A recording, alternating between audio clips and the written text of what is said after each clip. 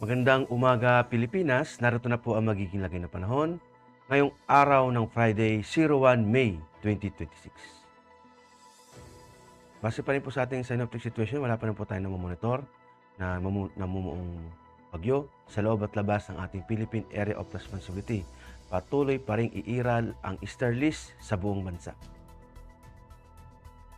Dulot nga ng easterlies sa buong Luzon at Visayas ay makakaranas ng bahagyang maulap hanggang sa maulap na papawirin na may pulupulong pag-ulan, pagkidlat at pagkulog.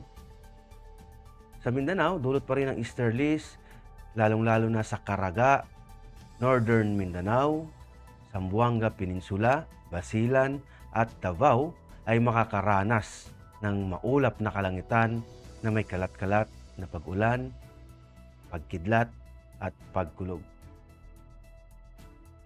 At para naman sa flight level wind chart dito sa 925 hectopascal, makikita natin yung kung saan nagmumula ang hangin dito sa may silangan at ang lakas nito ay aabot ng hanggang 18 to 36 kilometers per hour.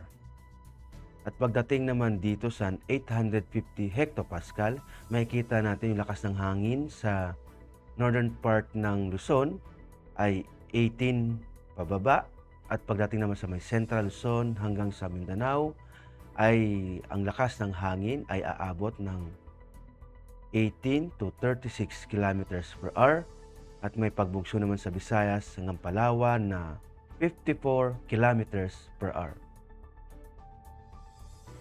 At pagdating naman dito sa 700 hectopascal, makikita natin sa Northern Luzon, ang lakas ng hangin ay 18 pababa at pagdating naman sa Central Luzon hanggang Visayas ay 18 hanggang 36 kilometers per hour. May pagbugso din ng hangin sa Visayas, Bicol Region at Palawan na 54 kilometers per hour.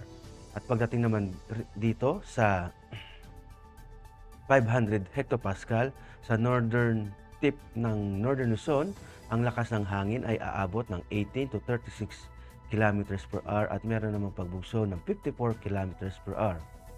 At pagdating naman dito sa may parte ng nalabing bahagi ng Luzon ay 18 pababa ang lakas ng hangin at pagdating naman sa Southern Luzon, Visayas ay makakaranas ng 18 to 36 kilometers per hour at pagdating sa Mindanao ay 18 pababa sa umaga at pagdating ng hapon hanggang gabi ay hanggang 36 kilometers per hour.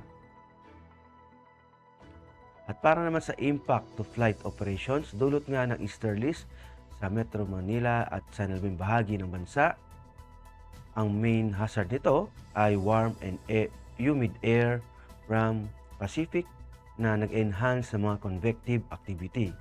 Ang impact nito sa rotary, mga localized thunderstorms at mga light turbulence na makakaapekto sa mga operations ng rotary, lalong-lalo na sa inland, paghapon o gabi.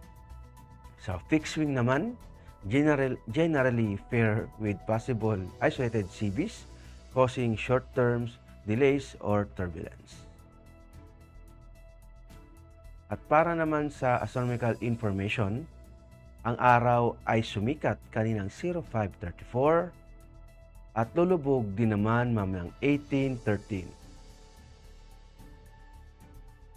Para naman sa moon illumination, mamayang madaling araw ay 100% tayo. Full moon. At para manatiling updated sa lagay at pagtayo ng panahon, i-follow lamang ang Air Force Weather Center sa mga social media accounts. Sa ngalan nga ng aming commanding officer na si Colonel Alvin Jan Cugador, POF GSC, ako po si Technical Sergeant Brian Benedict P. Arcilia, Weather Broadcaster ng Air Force Weather Center. Maraming salamat po.